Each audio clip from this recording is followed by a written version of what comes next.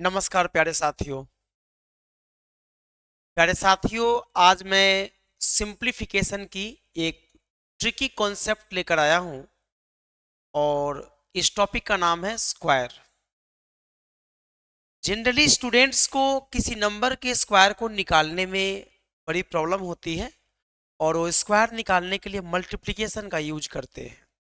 मैं ये चाहता हूं कि ऐसी जो आप प्रोसेस करते रहते हैं हर क्वेश्चन में जहां भी स्क्वायर की एप्लीकेशन आती है, वो एप्लीकेशन वैसा कुछ प्रोसेस आपको नहीं करना पड़े। इसके लिए हमारे पास कुछ ट्रिकी कॉन्सेप्ट है, वो मैं आपको बताना चाहूंगा। पहली बात।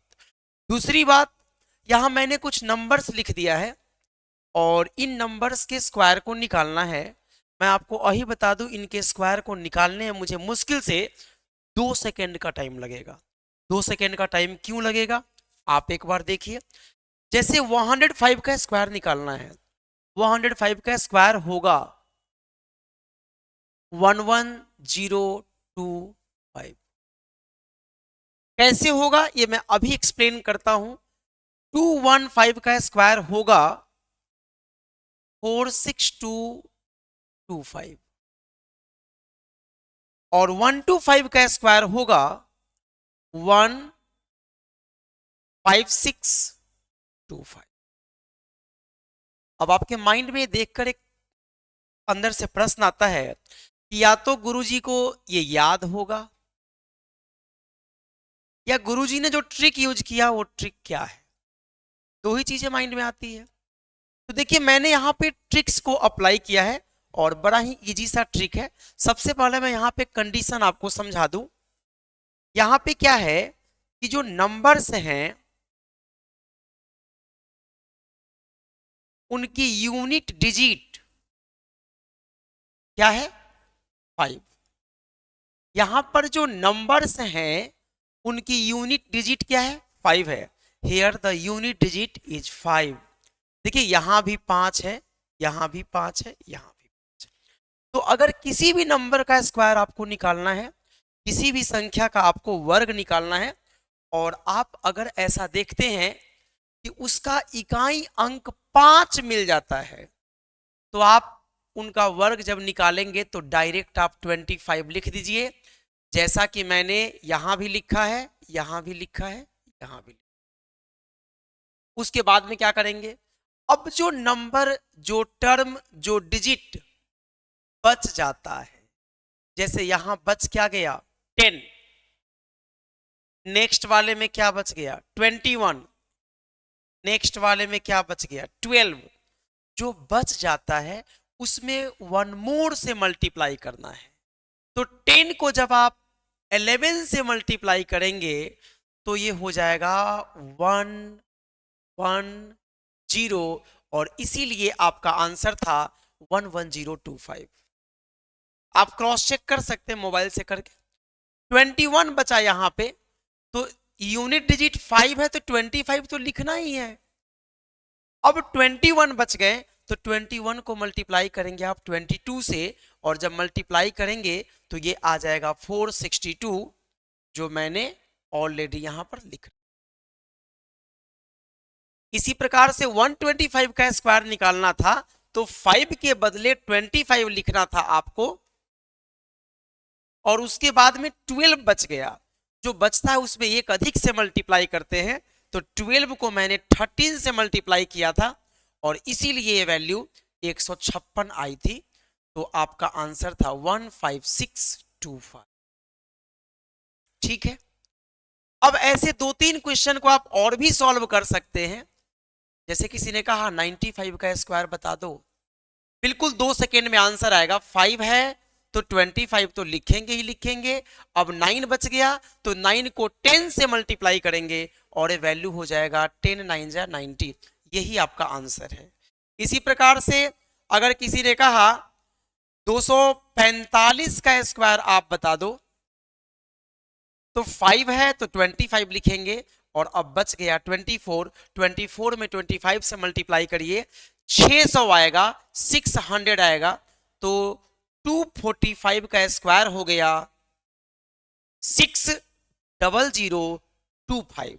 तो अभी मैंने आपको सिखाया एक स्पेशल केस मैंने आपको बताया कि अगर किसी नंबर का इकाई अंक 5 है, अगर किसी नंबर का यूनिट प्लेस डिजिट 5 है और आपको उस नंबर का स्क्वायर निकालना है, तो आप इस ट्रिक का यूज कर सकते हैं, आप इस कॉन्सेप्ट का यूज कर सकते हैं और आप इस नंबर के स्क्वायर को फाइंड आउट कर सकते हैं।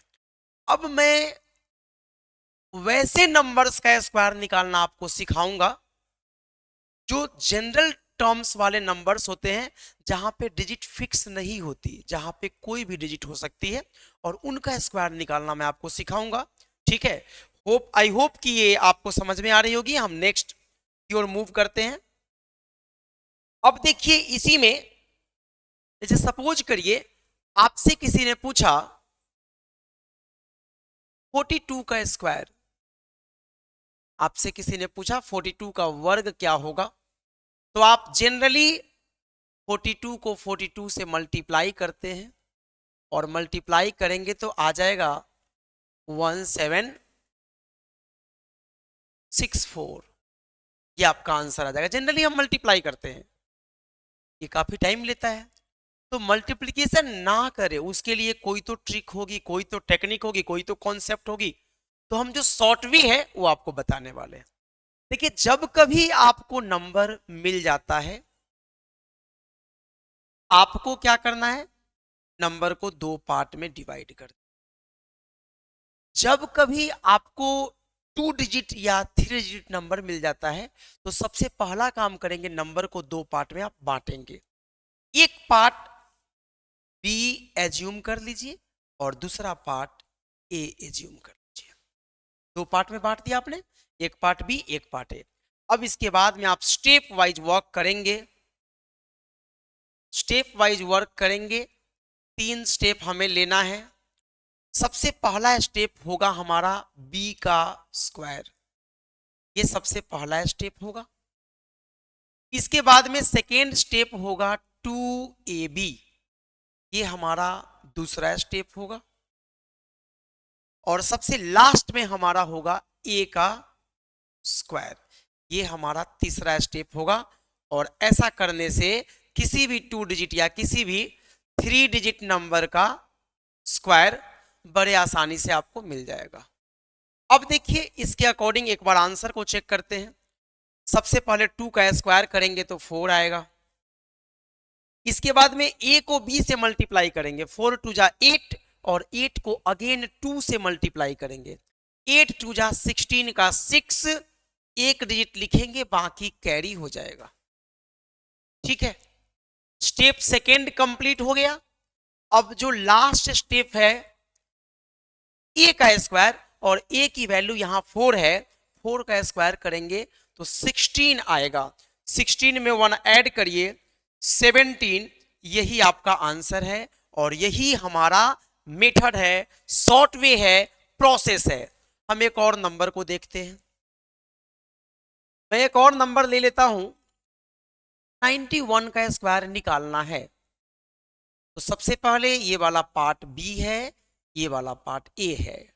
अब इसके अकॉर्डिंग जो स्टेप 1 है, स्टेप 1 में b का स्क्वायर होता है, तो 1 का स्क्वायर 1 होगा, इसमें कोई डाउट नहीं होनी चाहिए। इसके बाद में a को b से मल्टीप्लाई करेंगे, 9 इंटू 1 9 होगा। और अब जो ए बी की वैल्यू आ गई उसमें 2 से मल्टीप्लाई करेंगे, तो 9 2 जा 18 होगा। 18 का 8 लिख दिया, कैरी 1 आ गया हमारे पास। लिखना सिंगल डिजिट है, बाकी सब कैरी जाएगा। And the last step A square. अब a की वैल्यू 9 है, 9 को 9 से मल्टीप्लाई करेंगे, 81, और 81 में 1 ऐड कर दीजिए, 82। This is the actual answer, 8281, ये 91 का स्क्वायर है। अब मैं आपको 3 डिजिट नंबर का स्क्वायर निकालना इसी मेथड से सिखाता हूं। 104 का स्क्वायर निकालना है। ऐसे तो 104 का स्क्वायर होता है 10816। बहुत सारे ट्रिक्स है, बहुत सारा कॉन्सेप्ट है, एक एक करके मैं सब कुछ बताऊंगा आपको। तो देखिए इसकी वैल्यू ये आई कैसे, तो मैंने कहा था यूनिट डिजिट को बी मानेंगे और बाकी जो बचा उसे ए मान लेंगे। मान लिया आपने। अब स्टेप 1, सबसे पहला स्टेप क्या है, सबसे पहले स्टेप को देखिए, b का स्क्वायर, तो b का स्क्वायर 4, 4 का स्क्वायर 16, 16 का आपने क्या लिखा 6 लिखा, कैरी क्या बच गई 1। इसके बाद में a और b को मल्टीप्लाई करिए, स्टेप सेकेंड के अकॉर्डिंग a को b से मल्टीप्लाई करिए और फिर उसमें 2 से मल्टीप्लाई करिए, तो 10 4 जा 40, 40 को 2 से मल्टीप्लाई करिए 80 और प्लस 1 81, कैरी हमारा बच गया 8। और लास्ट स्टेप क्या है हमारा a का स्क्वायर, थर्ड स्टेप क्या है a का स्क्वायर, तो 10 का स्क्वायर 100 होगा, 100 में 8 ऐड कर दीजिए 108। जो मैंने मेथड से आंसर निकाला वही आपका आंसर है, आप मोबाइल से चेक कर सकते हैं, कैलकुलेटर से चेक कर सकते हैं। तो ऐसे इंपॉर्टेंट, ऐसे यूनिक कॉन्सेप्ट आपको हम ऐसे ही बताते रहेंगे, हर वीडियो में एक दो नई कॉन्सेप्ट बताई जाएगी। और मैंने ऐसा प्लान किया है कि सिंप्लीफिकेशन इसलिए भी इंपॉर्टेंट हो जाता है कि मैथमेटिक्स के कोई भी चैप्टर्स किए जाए, जितने भी चैप्टर्स हैं सभी चैप्टर्स में इनकी कॉन्सेप्ट का एप्लीकेशन है। तो जब एप्लीकेशन है तो आपकी square concept, multiplication concept, cube concept, cube root concept जितनी ज्यादा स्ट्रांग होगी, जितना कमांड ज्यादा होगा, आपकी मैथमेटिक्स की स्पीड उतनी ज्यादा होगी। तो होप श्योर ये सबको पसंद आया होगा। आज के लिए इतना ही, मिलते हैं नेक्स्ट वीडियो में। थैंक यू सो मच, जय हिंद।